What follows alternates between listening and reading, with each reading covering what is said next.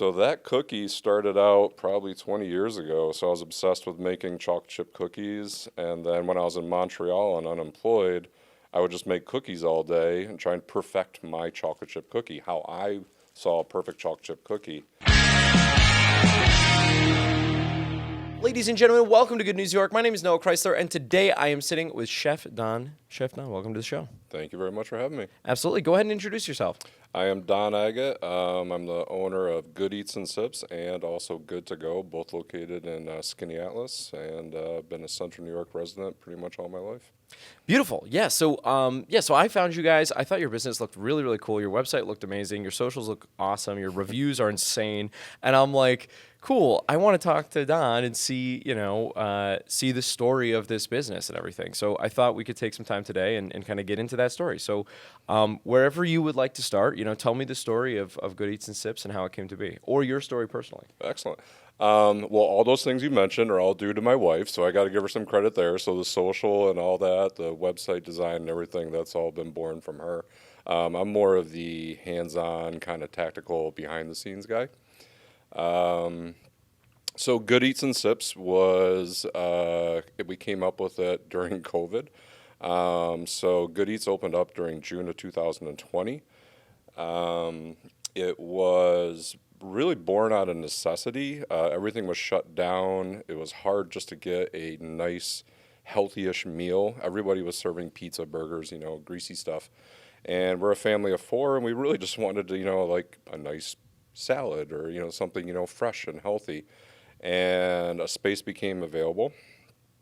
We started putting together a business plan, and then we started getting real serious, like, okay, this is going to happen. And then we started going to banks.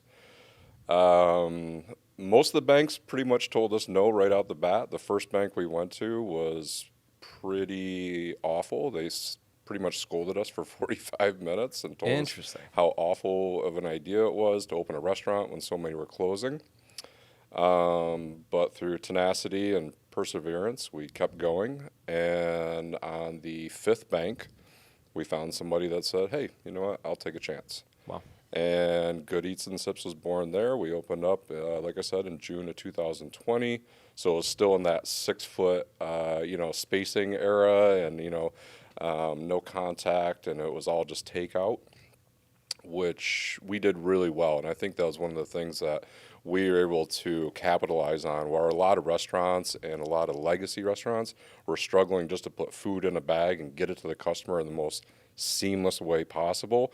We came out on the front in that era where it was just a simple online order and easy grab and go access. And then we were just trying to offer something healthier and fresher in Skaneateles. I don't consider us a health food restaurant, even though we get labeled that a lot. We're healthy-ish with, quotation marks.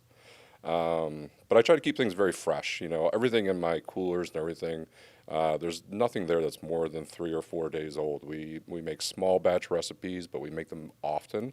So everything's always at its freshest quality and, the best stuff that we can put out. Interesting. Okay, I've got a zillion questions, but first I want to kind of zoom in on that story. You're applying to banks for loans for the business to launch during the business. COVID, which was, you can imagine the banks are like, are you stupid? Yeah. Yeah. So what does that process look like? Tell me about you get the fourth denial, right? Like, how long does that process take? Is that just a few days, or is that months of work? And then you're one after the other of denied. Well, you don't expect to get, right off the bat. And honestly, we went in with knowing that the environment for getting a business loan, especially a restaurant business loan, was going to be challenging. On the back end, we had already been working on it. We were like one signature away from signing on to another restaurant that we were going to buy 2 years prior. And we were just, a signature away from making that happen. And then, some financial mumbo jumbo kind of messed it up. So we pulled out of that.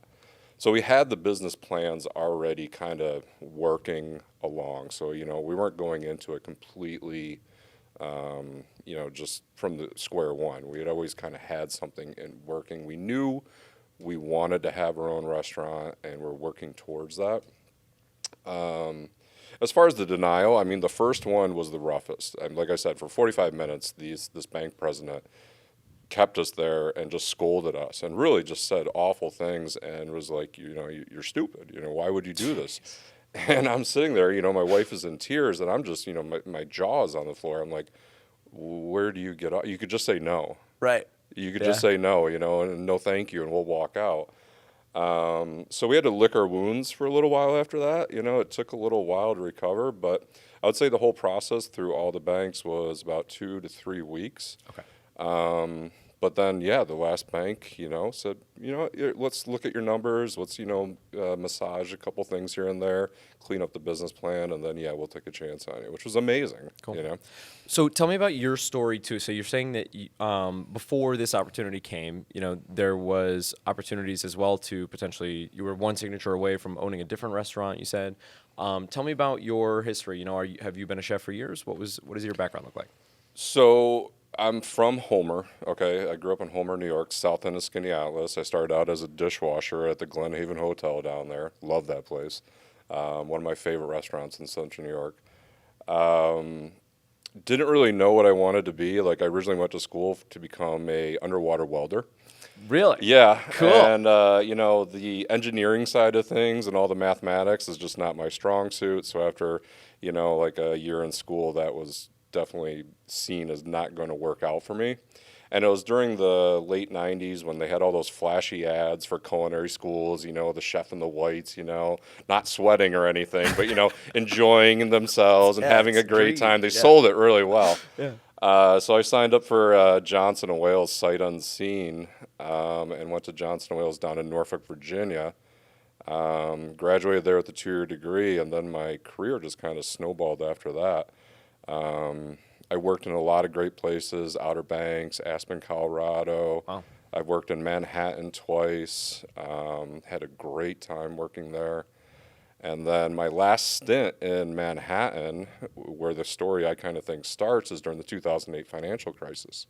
So during that time, I got to see Restaurant Row close, and that's where all the theaters are, all the restaurant theaters are. That entire strip closed. Wow. Every chef got laid off. All the cooks got laid off.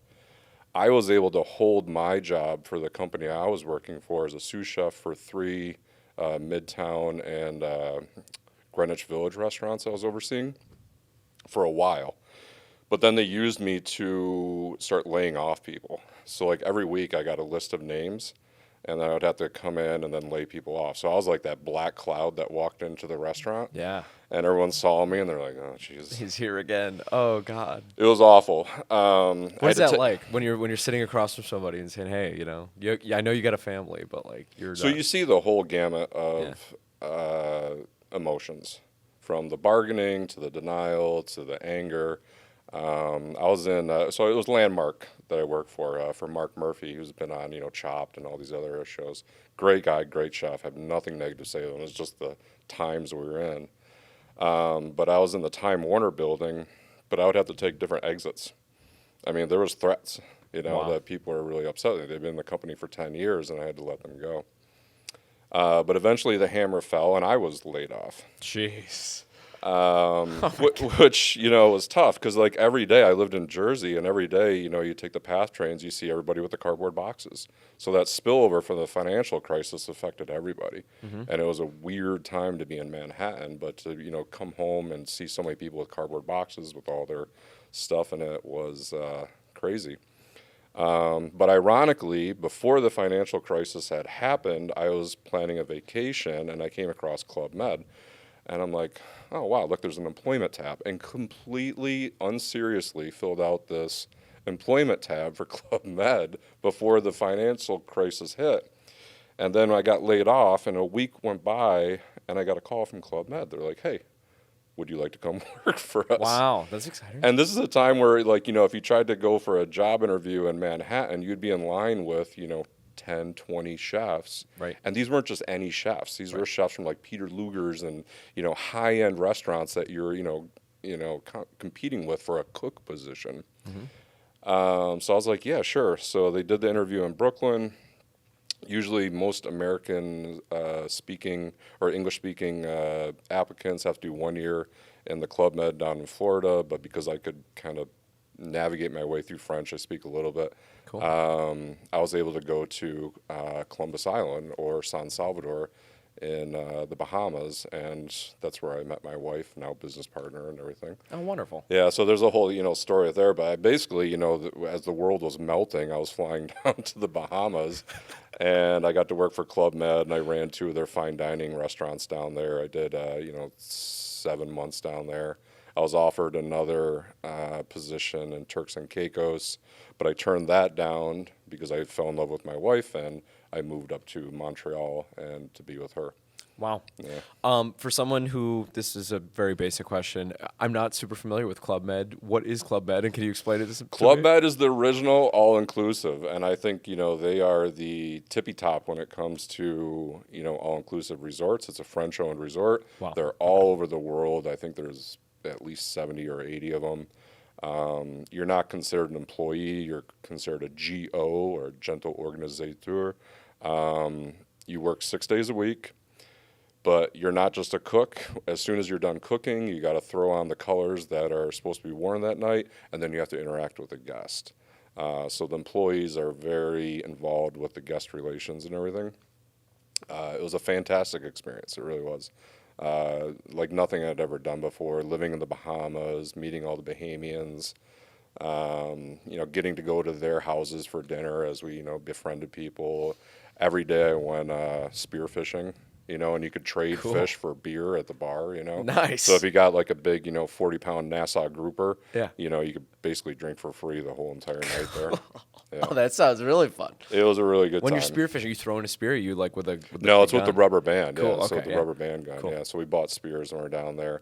But every day we would go. So I'd have to set up in the morning, get all the mise en place and everything ready for the restaurant, and then I usually had about a 2 to 3 hour window where I could do what I want. So we'd go sailing or we'd go spearfishing and then scuba diving at night. Cool. Yeah. That sounds wonderful. During the financial crisis. when During the everything is financial melting crisis, and- I know. So it was almost one of those things because like Facebook was still kind of new, but it was one of those things where you're kind of like, well, should I post this? Like I feel kind of bad. Everyone else is struggling, but I'm having a really good time. That's awesome. But yeah, Club Med's great. They pay for everything. You have your housing, your laundry, all your food is paid for, all your transportation's taken care of. It's a really nice kind of golden package that they give you. Cool. And I made really good money as an executive chef for 2 of the restaurants there. Wonderful. How long was that period? Just over 6 months. It touched on 7 months, but like I said, I could have gone to Turks and Caicos. That was going to be my next assignment. Mm-hmm. But foolishly, I fell in love and ended up going from 90-degree days in the Bahamas to Montreal, where it was like negative 30. Sure. But yeah, it all worked out. But I was only in Montreal for a stint. The labor laws up there are a little bit more strict, so you can't just work under the table. It just doesn't happen up there. But while I was in the Bahamas, one of my best friends from Aspen was trying to get a hold of me because he had a gig for me in Fort Worth. So when I finally got my phone reactivated, because I hadn't had a cell phone in 7 months, I called him up and he's like, "Hey, I got a job for you in Texas, an executive chef position working for a high-end steakhouse and seafood restaurant. It's yours if you want it." They flew me down, interviewed me. I came back and they offered me the position. And then, it wasn't even 3-4 weeks later, I was moving to Texas. Wow. And living down there. Cool. So we did Bahamas, we did Montreal for a little while. We've done Texas. There's a lot there. Yeah, No, I know. I'm sorry to bring you back so far, and this is kind of our first interview about like a founder story and everything. So Good Eats and Sips happened. When did you kind of come back to Skaneateles and? So I was in Texas and I had done very well there. Had gotten some notoriety, and then Adam Weitzman had heard of me through a friend of a friend, and he had just purchased the Krebs restaurant in Skaneateles, which at the time was just a shell of its former self. The Lovelaces had retired from it. Adam bought it as kind of like a nostalgia project, but it was just a shell. The back end of it was just like a duck pond. It all filling in with water in the basement. But he needed a chef and somebody to oversee the reconstruction of it and everything. So again, I was in Texas. He got a hold of me. He flew me back. I did a 5-course tasting dinner at his house for him and some neighbors. He liked everything. And Adam's a funny guy. Like, I didn't even know I'd gotten the job until somebody started posting on my Facebook, like, "Hey, congratulations! Can't wait to see you in Central New York." No and I way. haven't even told my employers yet. Oh so Adam had posted it on, like Facebook. "Hey, I just hired this great chef from Texas. He's from Central New York." Yada, yada. So I'm like, "What is everybody talking about?" And then I go on my Facebook and I'm like, "Oh, I guess I got the position. I got to tell my bosses real quick." And that was at a time, so that was at Eddie V's. Darden had just bought out Eddie V's, so it all kind of works serendipitously. Darden buying out Eddie V's kind of, put some restrictions on us, but, the payout was really good. But it worked out really well. My wife and I wanted to move back to New York to kind of, settle down, start a family. So it all kind of worked out the right way. Cool. So I came back, oversaw the Krebs project for about 2 years. That was just a construction project that went on for a while. And then it was the front of the restaurant was, they spared no expense on any of the furnishings, furniture, anything. It was, everything in there is of the highest quality. It was exceptional. But I was getting antsy to get back into cooking. So, Adam and I kind of left it amicably, but I was like, I moved on to other things. He still had a lot left to do to finish the restaurant to get it open ready. And then what did I do after that? I went and worked there was a hospitality concepts group, so I was the culinary director. I oversaw like 5 different restaurants in Central New York. And then I went from there to Springside, and then a very short stint I went to the casino, the Del Lago. Mm-hmm. And after Del Lago, I went to Sherwood for a brief stint, and that's when COVID happened. That was when they're like, "Oh, we're going to take a 2-week pause." And in the background, my wife had been working on the space for what was then Nectar's was the name of the restaurant, and the intent was to hire a chef to work with her, but during COVID, everyone just took the unemployment. It was impossible to find anybody to work. So originally, it wasn't supposed to be me being part of it, but during necessity, I had to kind of let things go at the Sherwood and go full tilt into Nectar's, which then became Good Eats and Sips. Cool. That's kind of the abbreviated. There's a lot of missing pieces there, but it's the main points. No, I truly appreciate it, and that's a fascinating story. I do want to again zoom in. So with this story where you're making a meal for Adam Weissman, right? And it seems like that's a big kind of inflection point in your career, brings you back into Skaneateles and everything, mm-hmm. or maybe not, or maybe that was just like another. It seems like though, like through each and every one of these opportunities, your skill and your it seems like you stand out from the crowd, right? And I want to ask you, what do you think makes your work different than some of the other people that do what you do? Well, I hope my food tastes good, Yeah. If anything is good, I hope the food is good. I think, when it gets to running a restaurant, building a restaurant, people are looking for somebody that is, well put together, isn't a drug or alcoholic or anything like that. But, I think I can speak well. I know the business well. It's all I've been doing since I've been 15. I have a vast amount of experience, and I think, I'm just able to bring to people a peace of mind on how the business needs to be run. I've seen it all. I've done everything from wedding cakes to sushi, so I have a pretty broad experience. And I think that just kind of adds to the people's comfortability. Like, when I interview for the positions, I'm usually, interviewing with several other chefs. Del Lago was a good example of that. I had to cook for Fabio Viviani, and the other chefs were Italian, and I was not.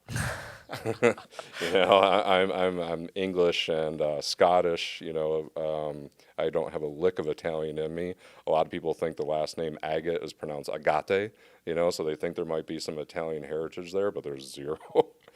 But, trying out for the Del Lago position, it was mostly like, an Italian-fused steakhouse with, fresh-made pastas and stuff.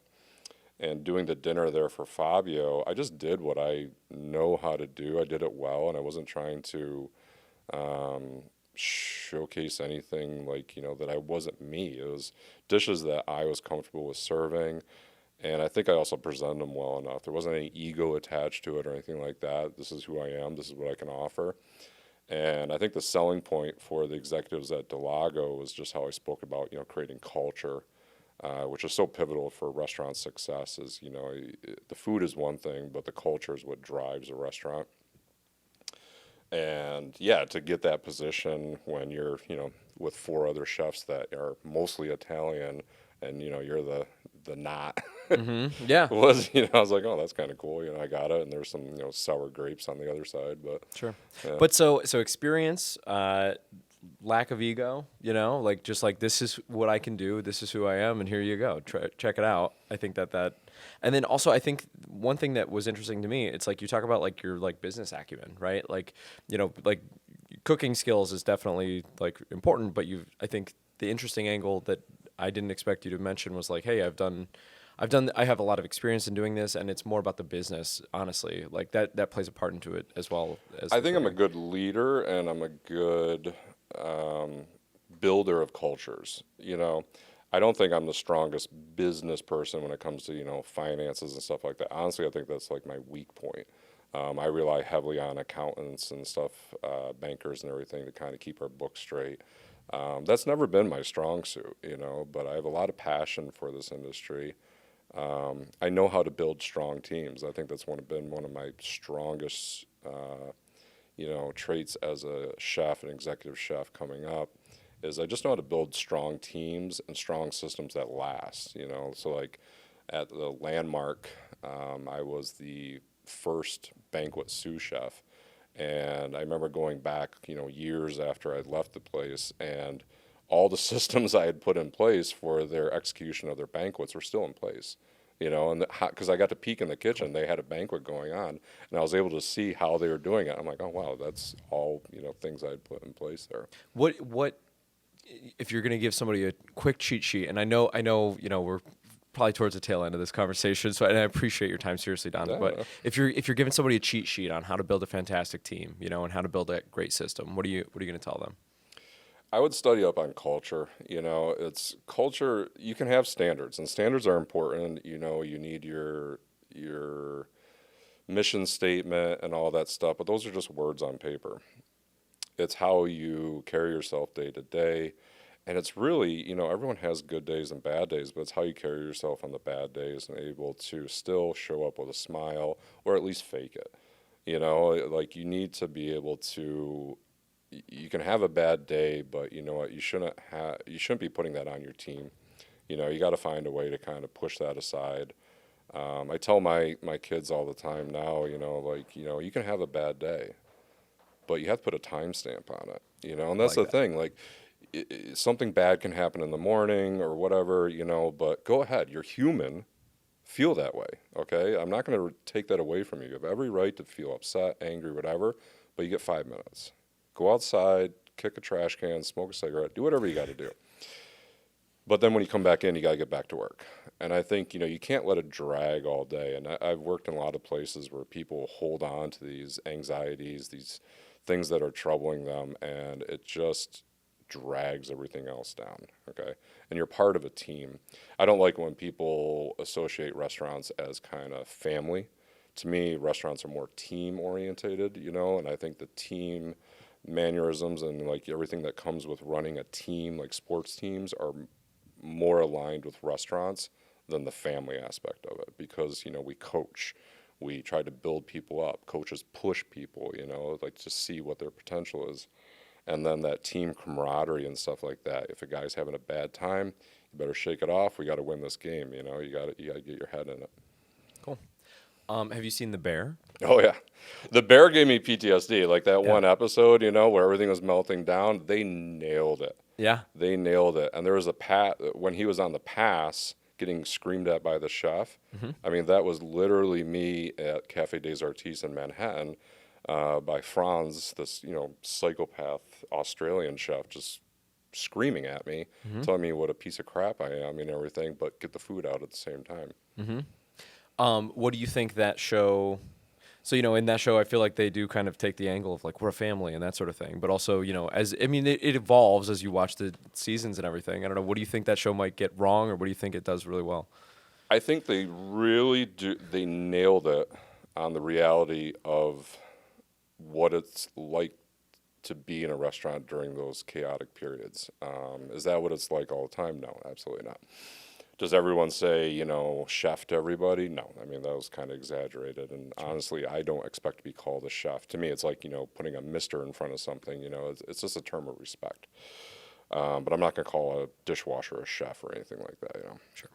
They nailed it on just how real it is. But like I said, I attribute restaurant culture and restaurant teams more towards sports teams than the family aspect. You end up having that camaraderie and that, you feel like family, like any sports team can. You guys hang out all the time and everything.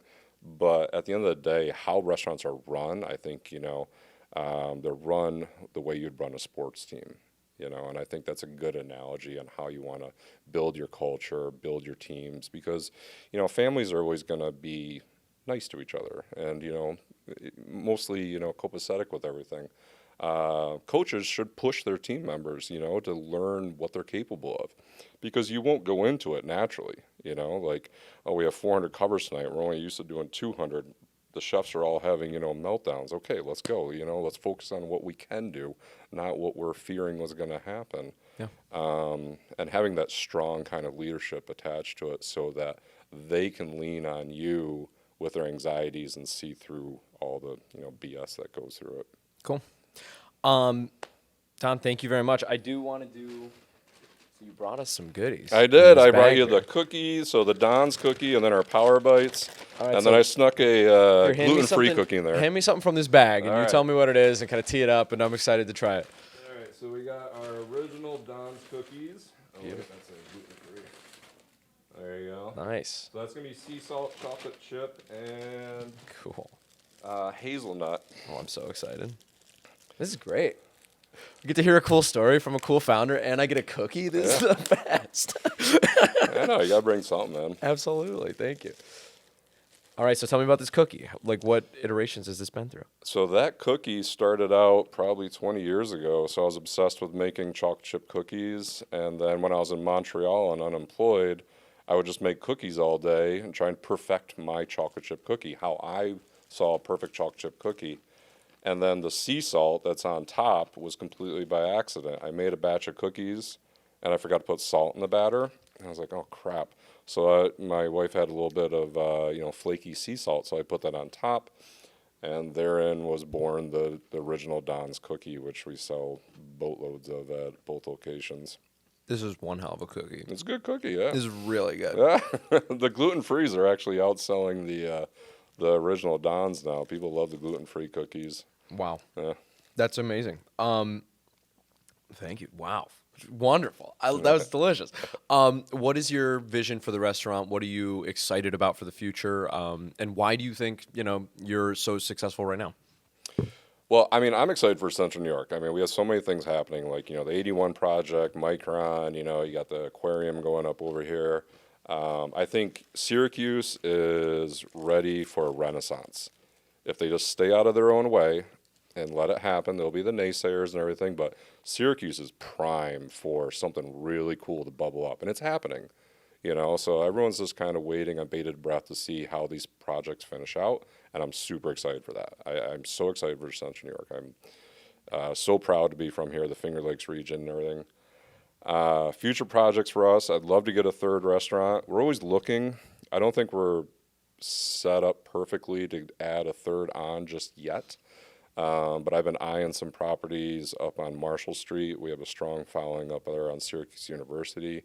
I have a strong nostalgia up there just from going to games with my dad. It'd be a complete passion project, if I opened a place up there. But yeah, I think, like Central New York as a whole is just awesome. Like what we have happening and what's coming down the pipeline, I think there's just amazing opportunities bubbling up right now, and what's going to happen here in the next year, 2 years, 5 years is exciting. for everybody. There's going to be winners and losers, but eventually there's opportunities abound for everybody. Absolutely. Cool. And real quick, for Good Eats and Sips, I mean, why do you think the community values you so much? And I don't know, can you talk a little bit about, your approach to restaurants right now with Good Eats and Sips, and how you're different than everybody else? I think for me as a chef, I always thought the food would speak for itself. But owning a cafe, you have the interaction with the guest, which, I'm not hiding in the kitchen as a chef anymore. I'm, customer facing, I'm out there, I'm talking, and just the community aspect of it has been more rewarding than the actual financial side of things. Honestly, if we were making no money, I would walk away from this feeling great just with the conversations I've had, the connections I've made. I never really understood how a cafe can add so much value to a community, a meeting place, a place for people to come together. I think at Good Eats and Sips, we just crush it with the customer service. We make mistakes, just like any other restaurant, but we own it, and I'll do anything I can to make the situation right before you walk out the door. Anything you need, I'm going to correct it, and I try to always empower my staff as well to make those same decisions. If it's $5 or if it's a cookie, to make up for a mistake, what's the difference? They're going to come back in. They're going to value that. But being part of the Skaneateles community is just amazing. Skaneateles is just an amazing town. It's popping off right now with popularity, and it's just beautiful. Number one rule, though, if you come to Skaneateles, don't be in a hurry. Okay. And I tell everybody that, if you're in a hurry in Skaneateles, you're doing it wrong. It's meant to be a leisurely walk around town. There's a lot of cool shops, to see great restaurants besides my own, but it's just a fun community, and it's just good people there that, that we're part of, that we get to interact with every day. Beautiful. Well, Don, thank you so much. You mentioned that you also do catering as well. Yep, so we're in catering season. All of your catering needs through Good to Go, and then you can find our website at goodscan.com. It'll list both the restaurants and all of our different platforms, from catering to wholesale and even vending that we're into now. But yeah, let us know if you have any catering needs. We do really well. We do a lot of corporate catering is what kind of where niche is, so a lot of lunch boxes and stuff like that. Cool. Yeah. And judging by this cookie, you can't go wrong. It's so good. Thank you very, very much. I appreciate that. Cool. Ladies and gentlemen, thank you so much for watching Good News York. Guys, this is a production put on by Clickstream Studios. We are a content marketing agency run out of the old Spaghetti Warehouse location. If you run a business and you are posting social media and you're not confident in your social strategy and you're like, hey, what should I be posting? And I don't seem to have any traction, right? I am doing free digital marketing plans for Central New York business owners. You can book one by visiting call.clickstreamstudios.com to book some time with me. It'll take about 30 minutes. I'll learn everything I can about your strategy, and then I will go ahead and make you a marketing plan that you can either execute on your own or you can do it with us if you so choose. Thank you as well to Ads on the Go. Get adsonthego.com. And I hope you guys have a great rest of your day. Thanks for watching.